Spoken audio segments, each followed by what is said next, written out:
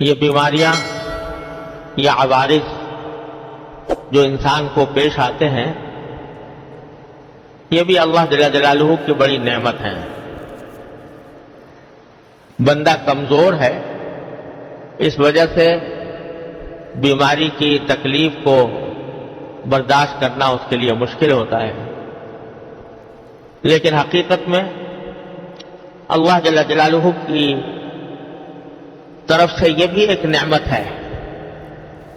اول تو اس لیے کہ حدیث میں رسول کریم سرور دو عالم صلی اللہ علیہ وسلم کا ارشاد ہے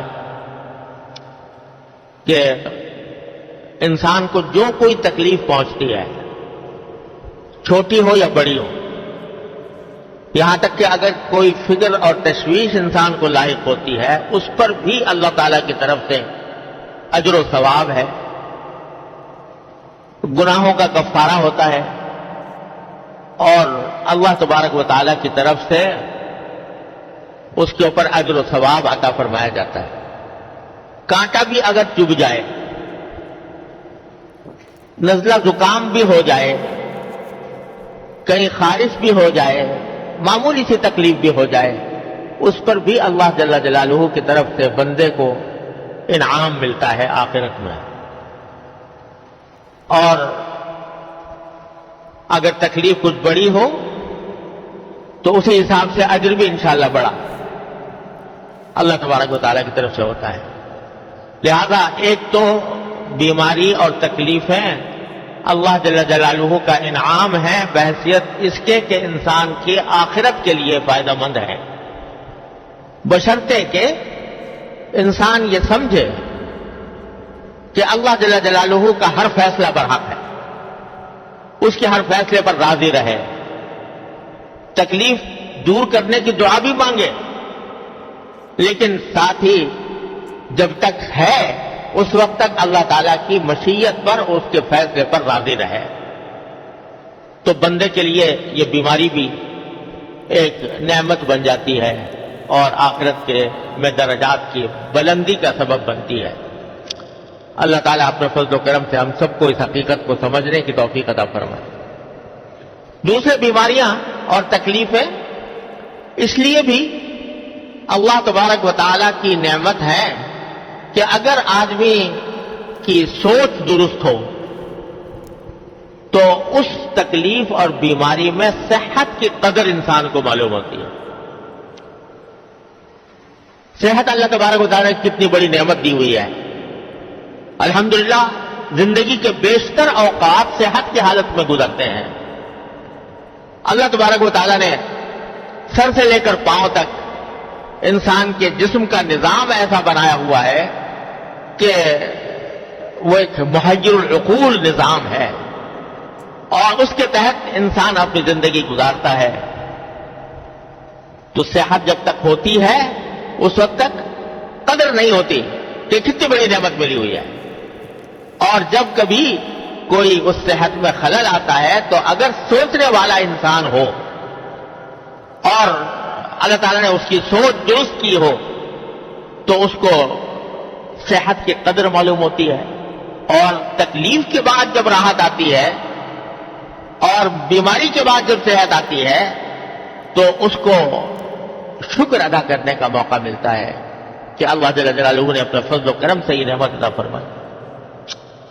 تیسری وجہ اس کے نعمت ہونے کی یہ ہے کہ اگر آدمی بیماری میں پڑ گیا تو بیماری کے اندر آدمی اپنے جو فرائض ہیں ان کو بھی بجا لانے سے پوری طرح اس کا قابل نہیں ہوتا۔ بعض اوقات شریعت نے بھی رخصتیں دی ہیں، کھڑے ہو کر نماز نہیں پڑھ سکتے، بیٹھ کے پڑھ لو، بیٹھ کے بھی نہیں پڑھ سکتے، لیٹ کے پڑھ لو، اشارے سے پڑھ لو، رخصتیں دی ہیں۔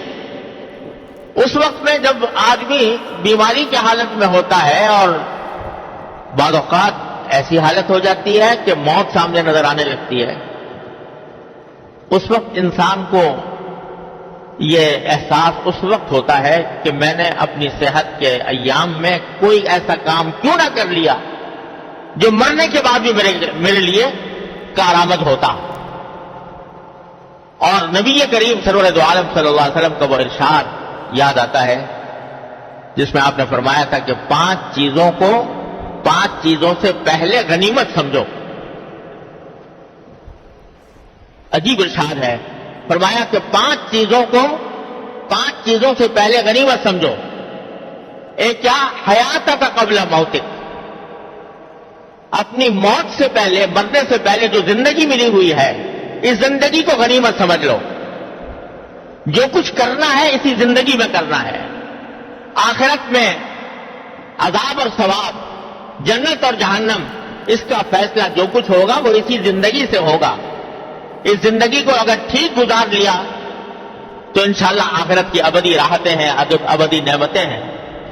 اور اگر خدا نہ کرے اس زندگی کو غلط طریقے سے گزارا تو مرنے کے بعد پھر حسرت جو ہوگی وہ حسرت ایسی ہوگی کہ اس کا کوئی مداوع نہیں ہوگا.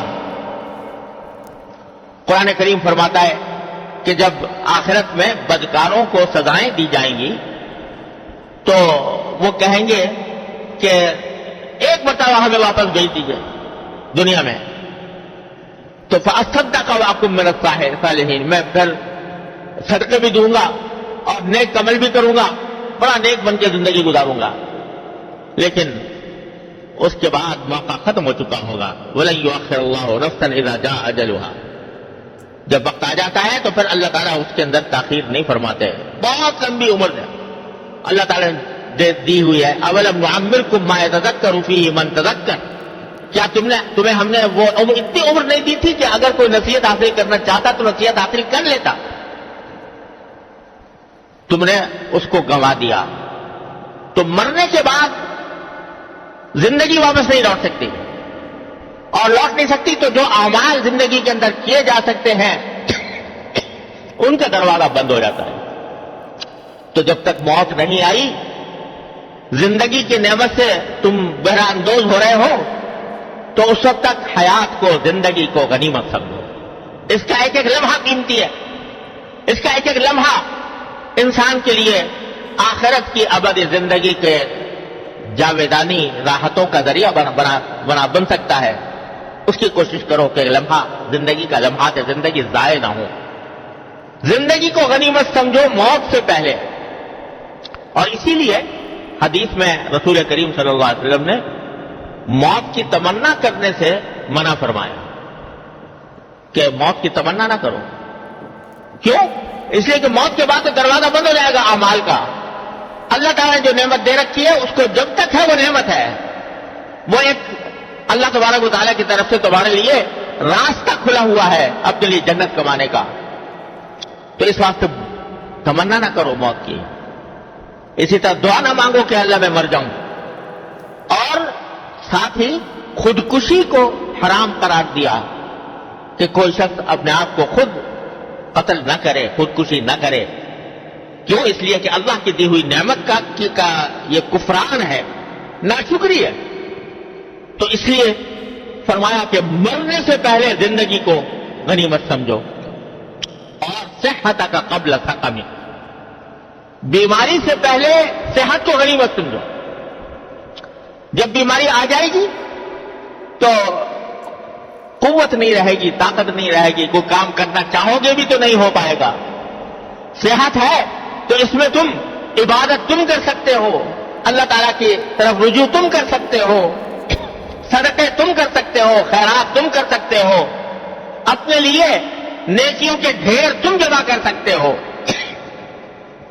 بیماری آ جائے گی تو پھر کچھ بھی نہیں کر سکو گے. لہذا صحت کا قبل سقمک. اور پھر بیماری کے اندر اگر آدمی اس وقت میں حسرت ہو کہ اللہ میں نے اتنی عمر گزار دی، اس کے اندر میں نے کچھ نہ کیا، تو وہ اس حسرت کا کوئی علاج ممکن نہیں ہوگا بیماری کے بعد. تو یہ اللہ تبارک و تعالیٰ کی طرف سے یہ بیماری جو ہے تمہیں یاد دلاتی ہے. تو اس وجہ سے جب دوبارہ صحت آئے تو کم از کم اس قدر پہچان لو. اگر پہلے نہیں پہچانی تھی اب پہچان لو. میرے والد ماجد صلی اللہ تعالیٰ سے رہو حضرت مولانا مفتی محمد شفیع صاحب رحمۃ اللہ علیہ کسی بزرگ کا خواب یا مکاشفہ نقل کرتے تھے کہ ایک مرتبہ کسی شخص نے خواب میں دیکھا ملک الموت کو، جو فرشتہ جو روح قبض کرتا ہے انسان کی، اس کو خواب میں دیکھا اور اس سے پوچھا کہ آپ سب لوگوں کی روحیں قبض کرتے ہیں تو آپ اچانک کسی کے پاس پہنچ جاتے ہیں؟ دنیا کا قاعدہ یہ ہے کہ جب کوئی کسی کو سزا دینی ہو یا کوئی، تو اس کو پہلے نوٹس دیا جاتا ہے، خبردار کیا جاتا ہے، پھر اس نوٹس کے ذریعے آدمی متنبع ہو جاتا ہے۔ آپ اچانک پہنچ جاتے ہو بغیر کوئی نوٹس دیے ہوئے۔ تو ملک الموت نے جواب دیا کہ بندہ خدا، میں تو اتنے نوٹس بھیجتا ہوں کہ دنیا میں کوئی بھی اتنے نوٹس نہ بھیجتا ہوگا، یہ کیا لیکن اس کا کیا کروں کہ کوئی نوٹسوں کا نوٹس نہیں لیتا۔ نوٹس اس طرح بھیجتا ہوں کہ تمہیں بخار آتا ہے تو میرا نوٹس ہوتا ہے، تمہیں کوئی بیماری آتی ہے تو میرا نوٹس ہوتا ہے، تمہارے ہاں اولاد پیدا ہوتی ہے، بچہ پوتا پیدا ہوتا ہے تو میرا نوٹس ہوتا ہے کہ دیکھو یہ پوتا پیدا ہو گیا، اب بڑے میاں تم اپنی جگہ خالی کرو، خالی کرنے کا وقت آ گیا۔ تو تمہارے سفید بال آتے ہیں تو میرا نوٹس ہوتا ہے، تمہارے قوا کے اندر جب کمزوری آتی ہے تو میرا نوٹس ہوتا ہے کہ دیکھو میں اب آنے والا ہوں، قریب آ رہا ہوں، میں قریب آ گیا ہے میرے آنے کا وقت، اتنا نوٹس دیتا ہوں تمہیں۔ تو وہ نوٹس، یہ جو بیماری آتی ہے یہ در حقیقت نوٹس ہے اللہ تبارک و تعالیٰ کی طرف سے کہ جانے کا وقت قریب آ رہا ہے۔ تو اب جو بھی وقت مل جائے، جو صحت کے لمحات میسر آ جائیں، اس کو اللہ تبارک و تعالیٰ کی فرما برداری میں، اللہ تبارک و تعالیٰ کے احکام کے مطابق زندگی گزارنے میں صرف کرو۔ تو صحت کا قبل سقم، بیماری آنے سے پہلے صحت کو غنیمت سمجھو اور اس کو صحیح مصرف میں استعمال کرنے کی کوشش کرو۔ اس جو قوت اللہ تعالیٰ نے عطا فرمائی ہے اس کو اللہ تبارک و تعالیٰ کی مرضیات میں استعمال کرو۔ اور فرمایا وہ فراغت کا قبل شغلک، اگر فراغت کے اوقات میسر ہیں تو مشغول ہونے سے پہلے ان کو غنیمت سمجھو۔